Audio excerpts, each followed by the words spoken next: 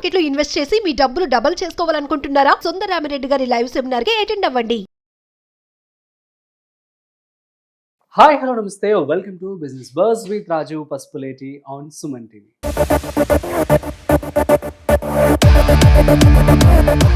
So ఇవాళ మన special topic ఏంటి అంటే సేల్స్. ఒక కంపెనీకి సంబంధించి కావచ్చు, ఒక బిజినెస్కి, ఏదైనా బ్రాండ్కి ఇంపార్టెంట్ ఏంటి? సేల్స్ అయితేనే బిజినెస్ అనేది సక్సెస్ అవుతుంది, ఆ కంపెనీ అనేది సక్సెస్ఫుల్గా నడుస్తూ ఉంటుంది. దీనికి సంబంధించి అసలు సేల్స్ ఇంపార్టెన్స్ ఏంటి, సేల్స్ అనేవి ఎలా చేసుకోవాలి ఏంటి అనేది ఇవాళ మనతో చెప్పడానికి మనతో ఉన్నారు బిజినెస్ కోచ్, అదేవిధంగా కార్పొరేట్ ట్రైనర్ గోపీకృష్ణ సర్వేపల్లి గారు. సో వారి మాటల్లోనే అడిగి తెలుసుకుందాం. హాయ్ సార్, నమస్తే. నమస్తే సార్, యాక్చువల్లీ సేల్స్ పిచ్ కావచ్చు, సేల్స్ అనేది ఒక కంపెనీకి ఎంత ఇంపార్టెంట్, అదేవిధంగా అసలు ఎలా చేయాలి ఏంటి? ఏ కంపెనీకైనా సేల్స్ అనేది హార్ట్. సేల్స్ లేకుండా రెవెన్యూ రాదు. రెవెన్యూ లేకపోతే కంపెనీ ఎలా సర్వైవ్ అవుతుంది? సేల్స్ చాలా ఇంపార్టెంట్. మార్కెటింగ్ లో సేల్స్ అనేది ఒక భాగం, కానీ సర్వీస్ సేల్స్ లో కానీ ప్రొడక్ట్ సేల్స్ లో ఉన్నప్పుడు మనం లక్ అనే యాక్రోనిమ్ మనం ఫాలో అవ్వాలి. లక్ అనే యాక్రోనిమ్. లక్ అంటే లిస్ట్ యువర్ ప్రాస్పెక్ట్స్. ఇప్పుడు నేను ఒక కంపెనీలో, ఒక FMCD కంపెనీలో జాయిన్ అయ్యాను సేల్స్ ఆఫీసర్గా. నా ప్రైమరీ జాబ్ డిస్ట్రిబ్యూటర్ని రిక్రూట్ చేయాలి. డిస్ట్రిబ్యూటర్ని రిక్రూట్ చేయడం అంటే ఈజీగా రిక్రూట్ చేయడం కాదు, కండిషన్స్ ఉంటాయి. వాళ్ళ 2 lakhs, ఇది 2000 స్టోరీ, వాళ్ళకి 2 lakhs డిపాజిట్ చేయాలి. 2000లోనే 2 lakhs డిస్ట్రిబ్యూట్ చేయాలి. తర్వాత డిపాజిట్ చేయాలి 2 lakhs. తర్వాత స్పేస్ చూపించాలి, వస్తువులు మెటీరియల్స్ పెట్టుకోవడానికి. తర్వాత వాళ్ళు వెంటనే సర్వీస్ చేయడానికి బాయ్స్ ఉండాలి, డెలివరీ బాయ్స్ ఉండాలి, చిన్న ఆటో ఉండాలి. అట్లా అన్ని కండిషన్స్ ఉంటాయి. It's not easy to work కదా. అప్పుడు నేను లిస్ట్ అవుట్ చేసుకున్నాను, ఎవరెవరిని కలిస్తే నాకు ఆ 2 lakhs పెట్టగలరు. ఇక్కడ డిస్ట్రిబ్యూటర్ని రిక్రూట్ చేయడం గొప్ప విషయం కాదు. ఆ డిస్ట్రిబ్యూటర్ చేత మంత్ మన సేల్స్ జనరేట్ చేయించడం చాలా ఇంపార్టెంట్. కంపెనీ ఎంత రెస్పాన్సిబిలిటీ తీసుకుంటుంది అంటే సేల్స్ కోసం, అంతే రెస్పాన్సిబిలిటీ డిస్ట్రిబ్యూటర్ కూడా తీసుకోగలగాలి. దట్ ఈస్ ఫ్రాంచైజీ బిజినెస్ అయినా డిస్ట్రిబ్యూటర్ మోడల్ అయినా అలాగే ఉంటుంది. సో లిస్ట్ అవుట్ చేసుకోవాలి, ఏ ప్లేస్లో ఎవరెవరిని మనం కలిస్తే మనకు ఆ డిస్ట్రిబ్యూటర్ మనం చేయగలమని. అంటే ప్రాస్పెక్టింగ్ చేసుకోలేనప్పుడు నాకు ఎక్కడి నుంచి వస్తారు? డైరెక్ట్గా వెళ్ళి ప్రతి డోరు కొడితే ఎన్ని సంవత్సరాలు పడుతుందో తెలియదు కదా. సో మనం ఆ విధంగా లిస్ట్ అవుట్ చేసుకోగలగాలి.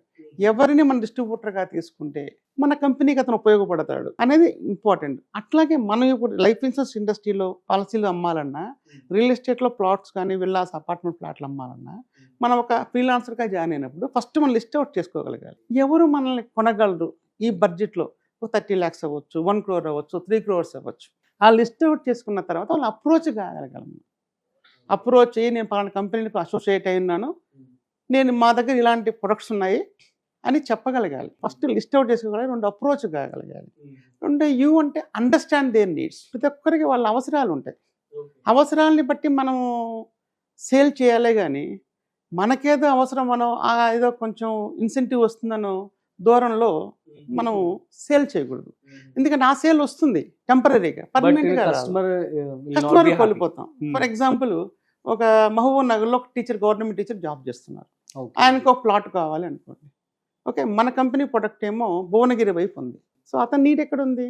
షాద్ నగర్ వైపు ఉంది ఎగ్జాంపుల్. సో మనం ఏం చేయాలి?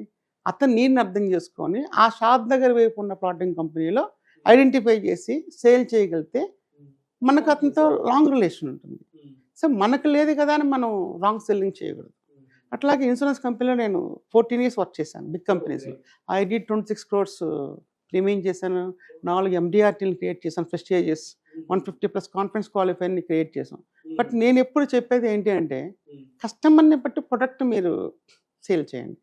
కొంతమందికి టర్మ్ ప్లాన్ కావాలి, కొంతమందికి పెన్షన్ ప్లాన్ కావాలి, కొంతమందికి చైల్డ్ ప్లాన్ కావాలి, కొంతమంది సేవింగ్స్ ప్లాన్ కావాలి, కొంతమంది ఎండోమెంట్ ప్లాన్ కావాలి, కొంతమంది హోల్ లైఫ్ ఎండోమెంట్ కావాలి. కస్టమర్ని అర్థం చేసుకొని దానికి తగ్గట్టుగా మనం ప్రొడక్ట్ని సేల్ చేయగలిగితే ఆ కస్టమరు 100 customers మనకు డిఫరెంట్గా ఇస్తాడు. దానికి ఫ్యాక్ట్ ఫైండింగ్ అంటాం. అండర్స్టాండింగ్ అంటే అతని వయసు ఎంత, ఫ్యాక్ట్ ఫైండింగ్ అంటాం. అతని రియాలిటీ ఏంటి, మన MRI స్కాన్ అంటాం కదా మెడికల్ టర్మ్స్లో. అట్లా కస్టమర్ని మనం అర్థం చేసుకుంటే ఫ్యాక్ట్ ఫైండింగ్. అతని వయసు ఎంత, అతని సంపాదన ఎంత, అతని ఫ్యూచర్ గోల్స్ ఏంటి, మెడికల్ ఎమర్జెన్సీ ఏంటి, డిపెండెంట్స్ ఎవరున్నారు, ఇవన్నిటిని మనం ఒక పరిగణలోకి తీసుకొని మనము ఆ ప్రొడక్ట్ని పిచ్ చేయాలి. అప్పుడు మనకు రియల్ సేల్ వస్తుంది. మన కస్టమర్లు, మనకు 10 customers నుంచి 100 మందిని తయారు చేసుకోవాలి. 100 మంది కస్టమర్లు 10 మంది కస్టమర్లకు రాకూడదు. సో మనం చేసే సర్వీస్ వల్ల, మనం ఇచ్చే కరెక్ట్ ప్రొడక్ట్ వల్ల మనకి రిఫరల్ మార్కెట్ డెవలప్ అవుతుంది. సో అది అందుకని అండర్స్టాండింగ్ అనేది చాలా. అందుకనే మనం కస్టమర్ని ఎప్పుడు పర్మిషన్ తీసుకొని, సార్ కొన్ని క్వశ్చన్స్ అడుగుతాం, మిమ్మల్ని ఇబ్బంది పెట్టకుండా మీరు ఆన్సర్ చేయగలిగితే దానికి తగ్గట్టుగా మేము ప్రొడక్ట్ మేము పిచ్ చేస్తాం సార్ అని చెప్పి ఒకనొక టైంలో 25,000 ప్రీమియం కడితే చాలనే ఒక కస్టమర్ దగ్గరికి వెళ్ళాం, నేను మా sales manager and financial adviser. అతని నీడి ప్రకారం హ్యూమన్ లైఫ్ వాల్యూ అంటాం, అతని ఎర్నింగ్సే మోర్ దెన్ 1.2 crore ఉంది పర్ యానం. సో అతను అనాలిసిస్ చేసి మాట్లాడిన తర్వాత అతనికి per annum 10 lakhs premium pitch చేశాను. Customer also very happy to pay. అరే నా హ్యూమన్ వాల్యూ నేనంత విలువైన వ్యక్తినా అంటే 100 కోట్లు చేసే విలువైన వ్యక్తికి మీరు 1 కోటి రూపాయల పాలసీ ఇస్తారన్నట్టుగా మాట్లాడారు. అట్లా కేమ్యాన్ ఇన్సూరెన్స్ అని చాలా ఉంటాయి. సో అది కస్టమర్ని బట్టి మనం అండర్స్టాండ్ చేసుకోగానే మనం ప్రొడక్ట్గా ఇవ్వగలిగితే కస్టమరు అతను మనతో ఉండడం కాదు, అతను 10 మందికి మనల్ని రిఫర్ చేస్తారు. తర్వాత సి అంటే కన్వే ది మెసేజ్. మనం ఏ పర్పస్ మీద అతనికి అవడానికి వచ్చాము, ఏ ప్రొడక్ట్ అమ్మదామని వచ్చాము, అతను నీడ్ అనాలిసిస్ చేసుకున్న తర్వాత మనం మెసేజ్ కానీ కన్వే చేయగలిగితే సక్సెస్ అనేది ఆటోమేటిక్గా వస్తుంది. ఫర్ ఎగ్జాంపుల్ ఒకప్పుడు పోలియో చుక్కలకి ఎవరు జనాలు చేయించుకునే వాళ్ళు కాదు. ఎప్పుడైతే అమితాబ్ బచ్చన్ గారు మీ 2 చుక్కలు మీ జీవితాన్ని మారుస్తాయని ఒక యాడ్ క్యాంపెయిన్ రంగానే అంతకుముందు పెద్ద పర్సంటేజ్ ఉండేది కాదు, 20%, 30% కూడా వచ్చేవాళ్ళు కాదు. ఎంత ప్రాపకాండా చేసినా కూడా చాలా విలువైనవి. పోలియో చుక్కలు బాగున్నాయి కాబట్టి ఇప్పుడు మా అమ్మ నాన్న నాకు వేయించారు కాబట్టి నేను ఆరోగ్యంగా ఉన్నాను, అంత విలువైనవి పోలియో చుక్కలు. అప్పుడు ఏమైంది, ఎప్పుడైతే ఆయన కన్వే చేయడం స్టార్ట్ చేశారో ఆయన ఇట్లాగా పోలియో చుక్కలు చాలా గొప్ప 2 చుక్కలని ఎక్కడికా వెళ్ళిపోయింది. జనాలు ఎక్కువ మంది రావడం స్టార్ట్ చేశారు, పార్టిసిపేట్ చేయడం స్టార్ట్ చేశారు. అంత పవర్ఫుల్గా మెసేజ్ వెళ్ళిపోయింది. అట్లాగే క్యాడ్బరీ వాళ్ళది యాడ్ ఉంటుంది చూడండి, సెలబ్రేషన్స్ అప్పుడు మీరు మిఠాయిని తినాలి అని ఒకటి, లడ్డు కావాలా బాబు సంథింగ్ అలాగా వెళ్ళిపోతుంది. అది మెసేజ్ అట్లా కన్వే చేయగలిగితే మనం ఒక సేల్స్లో ఉన్నప్పుడు ఆ కాన్వర్జేషన్ సేల్స్ అనేవి రియల్గా people will listen to interest to buy. సింపుల్గా చెప్పాలంటే చాలా ఇంట్రెస్ట్ చూపిస్తారు అనమాట.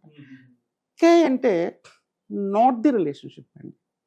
చాలా మంది ఏంటంటే అంటి పెట్టుకొని ఉండాలి. ఎలాగంటే ఒక పోస్టల్ స్టాంపు గమ్యాన్ని చేరే వరకు ఎలాగా ఓడదు పోస్టల్ స్టాంప్, అట్లాగా ఒక కస్టమర్తో మన లాంగ్ రిలేషన్స్ ఉండాలి.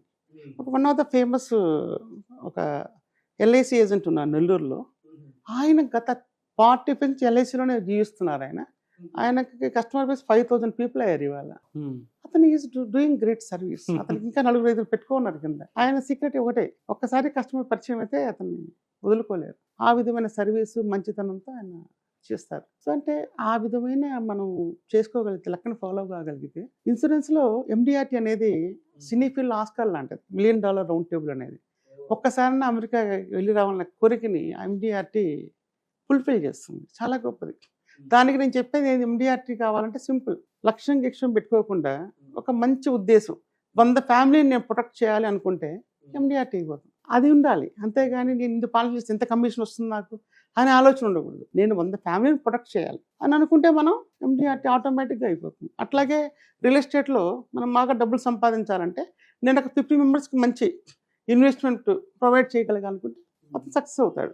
డబ్బుల కోసం వెంటబడేదానికన్నా ఈ మంచి ఉద్దేశాలతో పనిచేస్తుంటే ఆటోమేటిక్గా మనీ కూడా వస్తుంది, ఫేమ్ కూడా వస్తుంది, ఫారెన్ ట్రిప్స్ కూడా వస్తాయి. సో ఈ లక్ అనేది ఒక యాక్టివ్ని ఫాలో కాగలిగితే దీంట్లో నుంచి మనం మెరుగైన ఫలితాలు తీసుకోవాలి. సూపర్ సార్, చాలా మంచి విషయం అయితే మీరు పంచుకున్నారు. సో మన ఆడియన్స్ అందరికి ఉపయోగపడుతుందని చెప్పి అనుకుంటున్నాను. Thank you so much. So guys, మీ అందరికీ అర్థమైంది కదా. సో లక్, కస్టమర్కి మీరు ఏదైతే సర్వీస్ ఇస్తున్నారో అది వాళ్ళకి ఎలా ఉపయోగపడుతుంది అని చెప్పి మీరు కనుక ఇంట్యూషన్తో కనుక మీరు స్టార్ట్ చేసినట్లయితే ఆబ్వియస్లీ మంచిగా మీరు సక్సెస్ అవుతారని చెప్పి కూడా సార్ చెప్పడం జరుగుతుంది. మీకు కనుక ఇంకా డౌట్స్ ఉన్నట్లయితే ప్లీజ్ కామెంట్ చేయండి, మేము రిప్లై ఇస్తాము. అట్ ద సేమ్ టైం మీరు కనుక గోపీకృష్ణ గారితో మాట్లాడాలి అనుకుంటున్నట్లయితే కింద డిస్ప్లే అవుతున్న నెంబర్కి కాల్ చేయండి. సో మీరు డైరెక్ట్గా సార్తో మాట్లాడచ్చు. That's it. సో మరొక ఇంట్రెస్టింగ్ కాంటెంట్తో మళ్ళీ కలుద్దాం. అంతవరకు చూస్తూనే ఉండండి సుమన్ టీవీ.